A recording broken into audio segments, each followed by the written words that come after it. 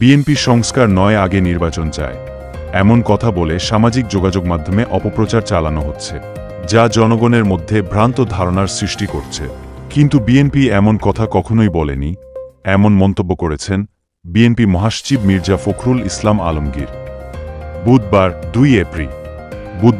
2 April দুপুরে ঠাকুরগাঁয়ে নেতাকর্মীদের সাথে ঈদ শুভেচ্ছা বিনিময়কালে এসব কথা বলেন তিনি বলেন, সুষ্ঠু, অবাধ ও গ্রহণযোগ্য নির্বাচনের জন্য একান্ত প্রয়োজনীয় সংস্কারগুলো করতে হবে, যেমন নির্বাচন কমিশন, আইনশৃঙ্খলা ও বিচার ব্যবস্থা।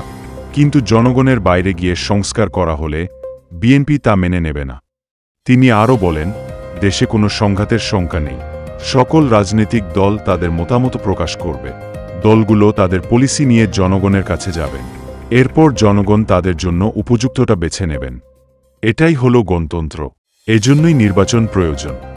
সংস্কারের সাথে নির্বাচনের পার্থক্য নেই উল্লেখ করে বিএনপি মহাসচিব বলেন, আমাদের ৩-১ দফার সাথে বর্তমান সরকারের সংস্কার প্রস্তাবের সাথে মিল রয়েছে, তবে সংবিধান সংস্কারের বিষয়ে বিএনপি সুস্পষ্টভাবে মতামত দিয়েছে।